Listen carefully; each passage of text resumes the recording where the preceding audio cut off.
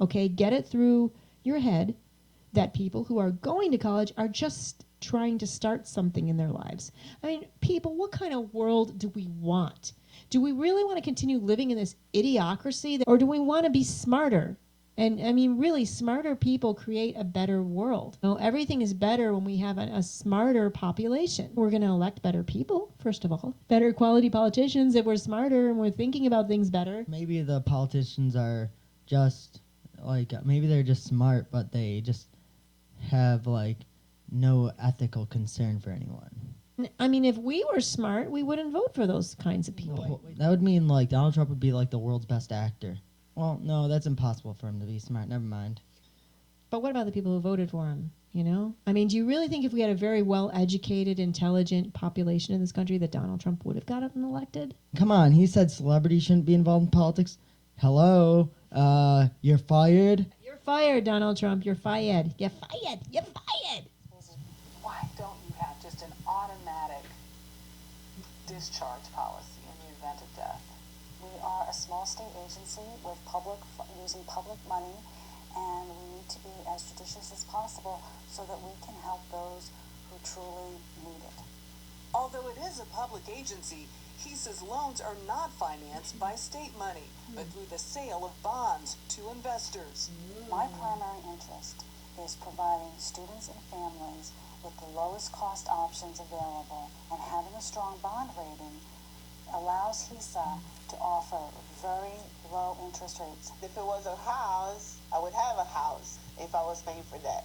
But this is something that is useless. I'm throwing my money in somebody else's pocket. And Marcia says she's willing and able to pay the principal on her son's loan, but hoped HESAA would at least give her a break on the interest, which nearly doubled the total amount owed. My question is, why is this woman so willing to pay off that debt? And what amazes me is that people are so willing to go along with this injustice. She could really legitimately argue this in court, especially if she could afford even probably a mediocre lawyer. Right, because it's not just about her. It's about all of us, millions of us who are in debt. What did we say? It was $1.2 trillion of student loan debt. It's not just fighting for yourself here. And this is the problem, is Americans being so into themselves as individuals and all that. We have to see how we're all connected, how this injustice is happening to other people who maybe don't have the resources to fight back. If she has the resources to pay back that loan, she has the resources to hire a lawyer and to fight it on behalf of other people. The whole point of being in a collective society is not selfishness. It's not for one to succeed. It is for many to live as full of a life that they can. Because a society, by definition, is more than one person, right? And one person can't be a society. Wait, do we need to get the English Oxford Dictionary out for everyone? Let's have that be their homework assignment. Yes, it's your homework assignment. And you remember that old saying, no one is an island, right? We are all connected, have to work together. So if you have student loan debt and you're suffering, try to get together with other people who have student loan debt and are suffering. By the way, something we talked about is how on Facebook I found someone who also had student loan debt, tried to add them as a friend, saying that I wanted to connect with other people with student loan debt so we could form some sort of coalition, and then Facebook would not let us become friends. Censorship or just a technical error? Well, with incompetence of our government, could be either one. Well, Facebook does censor people and they do spy on people. We really care about you, so we're going to show you a memory from 1 year ago of today at this time. A bad memory. Does that make you feel comfortable that they are archiving everything? So they probably have more of an agenda than just looking at your photos and such. But the guy who runs Facebook is a millionaire, so he must be better than us. He must be smarter than us, and he's looking out for us. I love Big Brother. He's so protective of me. He makes me feel safe. And it's so good to know that I'm safe now, because there's terrorists everywhere. Everywhere. Look, there's one right there. Oh my gosh, that's a terrorist. Where's Big Brother? I need Big Brother right now to protect me. Remember, terrorism and freedom fighters are both the same thing. It's just about perspective and what side you are on in history. Wait a minute. We're freedom fighters. Yes, we're freedom fighters. That makes us terrorists? Technically, yes, but that would just be a government label because terrorists use acts of intimidation. We're not intimidating.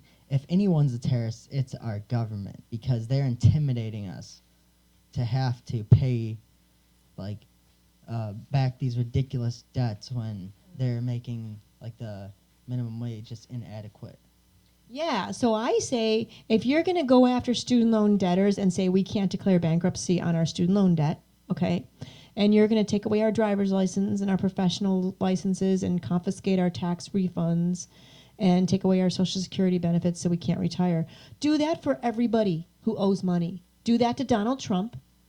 Do that to everyone with debt. You know, otherwise you are discriminating against us with student loan debt. So how dare you? How dare you? Why don't you take responsibility for your actions? Do you have debts? Then maybe you should be prevented from declaring bankruptcy, and maybe you should have your Social Security benefits garnished and your wages garnished in your job, and you should lose your professional license. Why should we, who have student loan debt, be treated differently from you? Those acts seem like a really sadistic way of terrorism. Wouldn't you agree? Yeah, it's draconian, actually. It's like cruel and unusual punishment, which is unconstitutional, actually. I guess Guantanamo's Bay's borders extended more. Don't give them any ideas. He didn't say that. Oh, I'm talking about we're living just as oppressed with the illusion of freedom. The illusion of freedom. Reminds me of that old John Lennon song, Working Class Hero, where, he says, you think you're free, you all think you're free.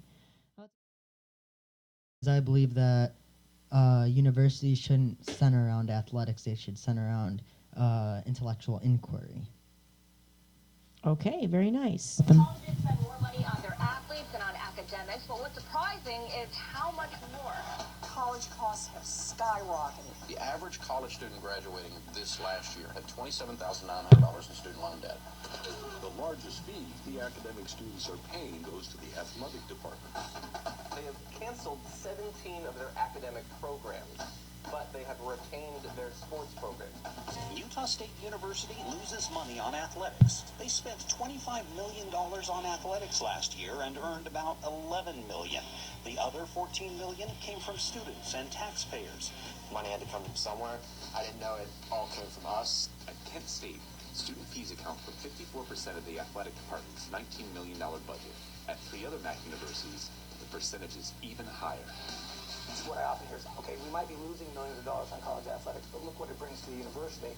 But yet, the research does not support that. We've sold out. We're no longer about education. Everybody's building Taj Mahal. They have turned this into really a football palace for us. The local university has announced major cuts. That includes eliminating several hundred positions at the school. Why is there this expansive student debt at the same time there have been the cutbacks? The tuition is being raised. Students are being asked to bear that. This is why I had to struggle. This is why I didn't have what I needed, because it was going to an athletic department. That's absurd. They deserve our support. They don't deserve to be buried in debt. So I know, Devin, you were saying, because you're currently a college student and you're experiencing this right now, aren't you? Universities spend almost 7 times more per athlete. And in some cases, the upkeep of their residence quarters. Oh, you mean that their residence quarters that they spend more money for the athletes? No, that they take funding away from the actual residence quarters of all students, and students are forced to live in inadequate living conditions. This is a Brave New Films video that we came up with that was also on the debt crisis, studentdebtcrisis.org site, facebook.com/debtcrisis.org. Here it says at Ohio University, $48 for every credit hour goes to athletics. $48. So a good chunk of it is going towards athletics. And then here it says 54% of Kent State's athletic budget comes from students. Sorry. So almost over half of the athletic budget actually comes from students and what students are paying. So, and at some universities, the percentage is even higher. Much of what students are paying what students are paying is going towards the athletic department, not the academic departments. Even if you're not affiliated with the department like of athletics, you're still paying for it, and that's kind of ridiculous when you're paying to go to school for something totally different. Right, like you could be studying psychology or something like that, and you're paying for the athletic department. And some schools have cut their budget and cut jobs and laid off employees to benefit the athletic departments. Or in some cases, preserve them when they're failing anyway. Right. One of the reasons why the tuition's going up is to preserve these athletic departments, to put money into the athletic departments, and to pay the people in the staff in the athletic departments a ton of money, and to preserve their status while making the students pay higher tuition.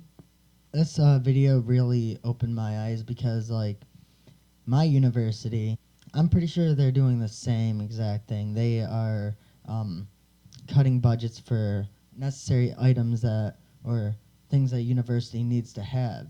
And man, like the living quarters look like they could use some renovations, but the stadium looks pristine. It looks like it was untouched for decades. They're making the stadium look really nice and brand new and shiny and clean, but not spending money on other things. Have they laid off any professors? Do you know? I mean, have you heard of anything like that happening, or any jobs being cut? Not exactly, but they're probably keeping the professors by making services to the students that are paying to go there not adequate to the amount that they're paying. Right. So this emphasis on athletics and spending a lot of money on athletics, this is one problem, one thing that I know people who are involved in athletics will disagree with this and say, yes, we need to do this. But the tuition costs are just outrageous right now to go to college. We need to do something about that. Really, a college should be a place to learn. It's fun to participate in athletics, but is that really the main purpose of a college or university, to enable people to play sports? Or again, is this another way of dumbing down the population? Well, ancient Rome had this thing called gladiatorial arenas, and that was meant to distract the masses from their impoverished problems and them to be content, subservient. That's all gone and everything. I mean, because it's kind of gruesome for our civilized society that they just make like gladiator matches, but ones that aren't deadly, but they're deadly not to your body but your mind, and your mind is slowly dying. Oh, did you learn that in college? Oh, I learned about that in college, but I mean, I learned the surface of that stuff in high school, and I kind of went beyond to self-study it. Okay, maybe what we need to do then is make it outrageously expensive for people to go to high school so that they don't learn anything there. Because if the purpose is to dumb down the masses, perhaps we should make all education just unaffordable so that no one learns to read or write. There's a solution. Yeah, because according to Republicans, how dare I pay for your education? Self-reliance. Pick yourself up by your bootstraps. You don't need to send your kids to school. Let them teach themselves. Yeah, and your kid can work full-time too, because, who cares about those child labor laws, Yeah, just because you're 5 years old doesn't mean you should be walking around with a sense of entitlement. Put that 5-year-old to work. Let him work to pay for those kindergarten costs. And if your 5-year-old won't go to work, well, forget it. They don't need to go to kindergarten. So there. Why should you just keep supporting that moocher? You supported that kid for 5 years now. It's time for him to go to work. Or her to go to work. Start supporting themselves. Yeah. Self-reliance. Any more you want to say? Merica. Merica. Keeping America great again. And what about you? Do you want to make America great again? Do